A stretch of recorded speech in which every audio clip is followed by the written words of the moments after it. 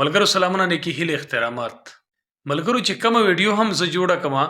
نو په حقیقت جوړوم کوشش دا کوم چې پوره حقیقت وایم ورجانه مونږ په حقیقت باندې سترګې نشو پټولې لکه څنګه چې تاسو ته پته ده چې پوره د نړۍ پالیسی راغلې ده او زما په وطن باندې پلی شوې ده نن هم په وانه کې په وزیرستان کې په یو کورانۍ باندې ډرون حمله شوې ده چې پکې پوره د کورانۍ ټول کسان شهیدان شوي دي اوس به دې ته ګلخانه ته څه نوم ورکوي زه خو د دې ظلم په کلکو ټکو غندنه کوم خو دا زموږ سره څوک کوي دغه سیستم یې کوي چې ته ورته زنده‌باد وایې تا ځان په بېغیرته کړی دی او موږ د حق اواز په هر میدان اوچتو همداسې که په چمن کې وګورې پوره اولس راوتی دی او د خپل حق اواز پورته کوي هغه وایي چې موږ په بارډر باندې پاسپورت نه منو نو په حق دی ځکه چې یو خواته هم ورور پروت دی بل خواته هم ورور پروت دی د چا چې کور دلته دی نو ځمکې د بارډر هغه خوا دي د چا چې کور الته دی نو ځمکې د بارډر دی خواته دي که د چمن ولس دا آواز پورته کوي چې موږ د خپل ورور سره پاسپورت نه منو نو پنجابیانو ته ولې زور ورکوي ځکه چې هغه نه غواړي چې پښتون کام په یوه خوله شي او یو شي همداسې که دلته وګورې په دې پوره پښتونستان کې موږ په څومره زیاتو برخو کې ویشلي شوي یو څوک په بلوچستان کې راغلي دي څوک په پی کې کې راغلي دي څوک په افر کې راغلي دي نو دا ولې دې نظام موږ ویشلی یو دا ځکه موږ ویشلی یو دې نظام چې د ګلخان په شان بې غیرته په موږ کې زیات دي که چېرې ګلخانان ختم شو اوریجنل پښتانه زیات شو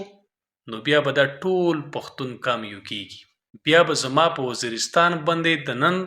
په شان ډرون حملې نه کیږي زما واړه واړه ماشومان به نه شهیدان کیږي نه به زموږ سره څوک ظلم وکړي او نه به څوک دا جرأت ولري او نن چې دوی څه کوي دا زما او ستا د ضمیر امتحان دی خو زموږ ضمیرونه مړه دي هغه کشمیریان چې موږ دا تل ورته وایو چې زموږ نیکانو تاسو ته ازادي درکړې ده هغوی پرون تاسو ته پیغور درکو نورجانه د پرون غلام تا ته پیغور درکوي خو ته نه ویښېږې نو چې نه ویښېږې یوه ورځ داسې در باندې را روانه ده چې د خپل کور نه به دې داسې وباسي لکه څنګه چې نن د فلسطین خلک یهودیان پسې راغلي دي د خپلو کورونو نه یې وباسي دا ځکه چې ته ګلخان او زه چې د پښتو او د پښتون خبره تا ته کومه تا ته زور درکوي ریاست تا ته څه درکړي دي خو د تا په وسایلو قبض دي د تا وسایل پنجاب ته وړي د تا وسایل کراچۍ ته وړي د تا چې هر څه دي چې د تا وطن پشته وطن یادېږي ای هر څه درنه جوړو نن په وزیرستان کې حالات داسې جوړ شوي دي چې څوک د کوره سحر راوځي او ماښام په روغه کور ته ورسي نو هغه د شکرانې نفل وکړي چې الحمدلله زه په روغه باندې خپل کور ته راغلم هره ورځ خلک مري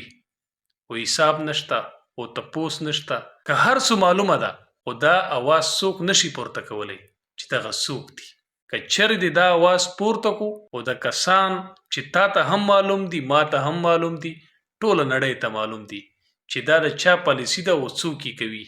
نو بیا به دا سر خوري دغه ګلخان به ورته وایي